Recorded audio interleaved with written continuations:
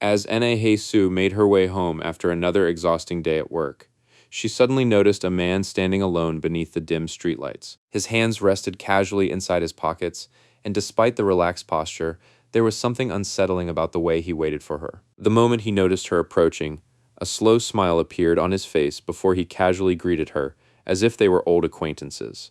The instant she saw his face, her entire body froze. She recognized him immediately. He was the man from those disturbing photographs that had been sent to her not long ago.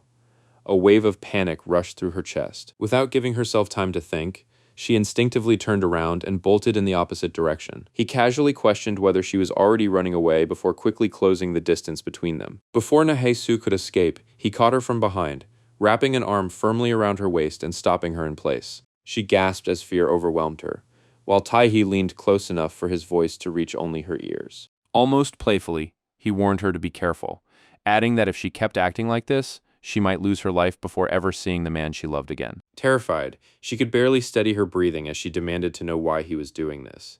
Instead of answering seriously, Taehee laughed. He pointed out that she was already treating him like the worst kind of criminal, even though, according to him, he hadn't actually done anything yet. Then his expression darkened slightly as he admitted that the terrified look in her eyes only made him want to become exactly the kind of monster she already believed he was.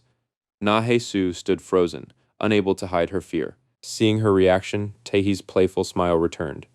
He calmly assured her that there was no need to be so frightened before offering her a strange little game. If she guessed the correct answer, he promised he would let her leave without stopping her again. Then, after letting the silence linger for several seconds, he asked a single question. Who did she think he really was? His question instantly dragged Na Haesu back to an old memory.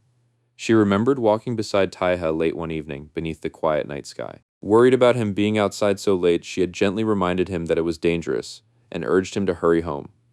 Taeha had simply laughed. With a lonely smile that barely reached his eyes, he admitted there was no one waiting for him at home anyway. Even back then, he had never once spoken about his family. She couldn't tell whether he truly had no relatives left in the world, or whether the people connected to him by blood were no different from complete strangers. Whatever the truth was, she understood that it had to be a painful subject. Rather than reopening wounds that had never fully healed, she chose to quietly respect his silence and never asked another question. The memory faded as reality returned.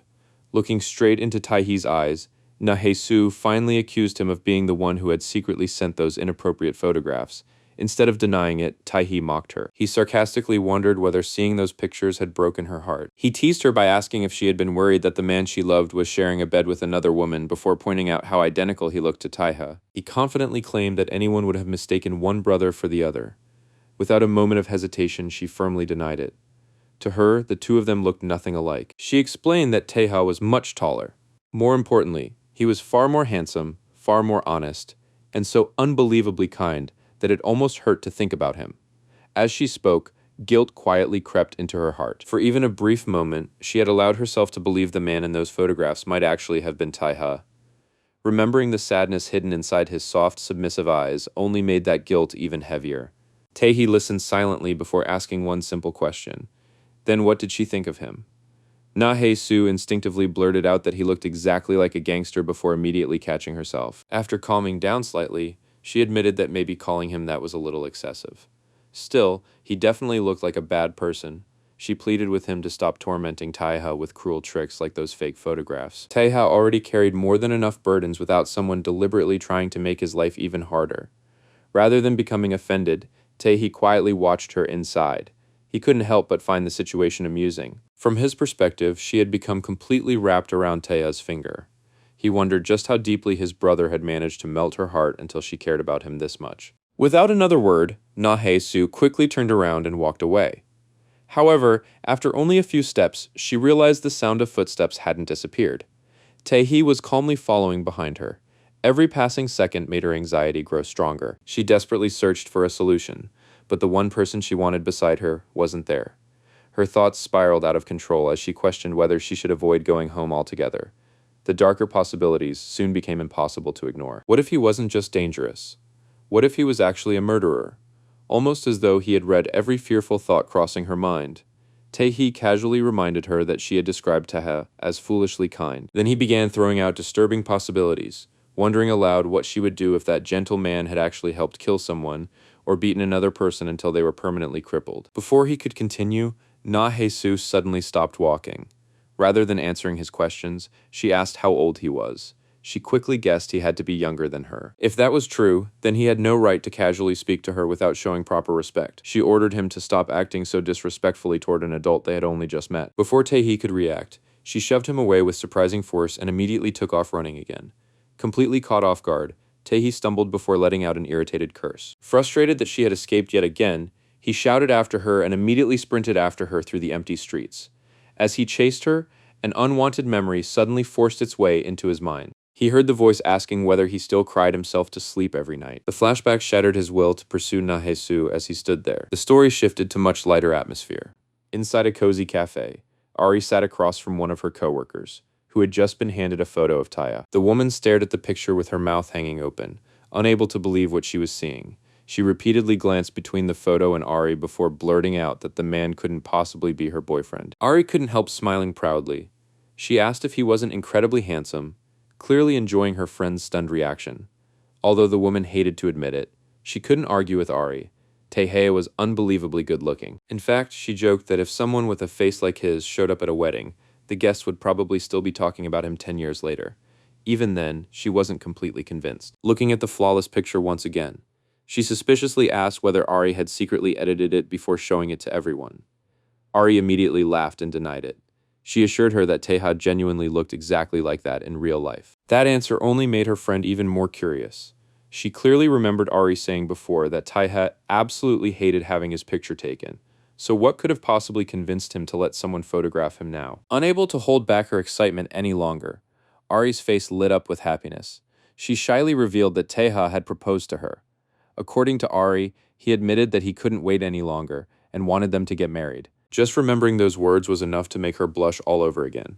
She even found herself imagining their future together, secretly hoping that their first child would be a son who inherited Taeha's handsome appearance. Her friend blinked several times in disbelief.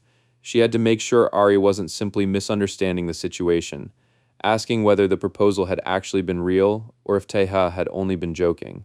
Ari answered without the slightest hesitation. It had been completely genuine. Now her friend's curiosity exploded. She immediately leaned forward and started asking for every little detail, wondering where the proposal had happened and how everything unfolded. Ari happily explained that it had taken place at a hotel. It wasn't some casual confession made on a whim. Taeha had sincerely asked her to marry him, and afterward they had even planned to shop for wedding rings together. But before they could do that, Taeha surprised her with something she never expected. Instead of rings, he bought her an incredibly expensive luxury handbag. Her friend's eyes widened instantly. The very first thing she wanted to know was whether Ari had brought the bag with her today. Almost instinctively, Ari hugged her belongings a little closer before shaking her head with an embarrassed smile. She admitted she had left it at home because she was afraid of damaging it. Still, she happily promised to bring it the next time they met so everyone could finally see it for themselves. Meanwhile, the story shifted to Taeha, who was quietly enjoying a meal with Jay at a restaurant. As they ate, Jay casually brought up an interesting rumor he had recently heard. Apparently, one of Taeha's co-workers, a 25-year-old man, had given him a box of chocolates, clearly hoping to get some kind of reaction. Jay watched him closely, waiting for even the slightest change in his expression. But Taeha gave him nothing. Without responding, he simply continued eating as if the topic wasn't worth acknowledging. His face remained completely calm, making it impossible to tell what was going through his mind. Once they had finished their meal, the two men stepped outside the restaurant. They exchanged a brief handshake before heading in different directions. As Taeha walked alone through the city, something suddenly caught his attention. A massive advertisement displayed a beautiful model wearing an elegant wedding dress. Almost without realizing it, he stopped in his tracks. His eyes carefully traced every detail of the gown, studying its design with surprising focus, as though he were imagining someone wearing it. Just then, Yun happened to walk over and noticed exactly what had captured his attention. With a teasing smile, she pointed out that it seemed a little too early for him to be looking at wedding dresses. She joked that advertisements like that usually caught a woman's eye more than a man's. Still, she admitted the dress was beautiful. She had even heard that wedding dresses were incredibly heavy. So heavy that brides sometimes had to nudge the fabric forward with their feet just to walk properly. Her teasing gradually softened into something more sincere. Looking back at the advertisement, she admitted she almost felt jealous of the woman who would one day stand beside him. Knowing Taeha, she believed he would give the woman he loved something far more extravagant than the beautiful dress displayed on the billboard. Taeha remained silent for a long moment, his eyes never leaving the advertisement. Finally, he turned toward Yun. In a calm but unusually serious voice, he admitted there was something he wanted to ask her.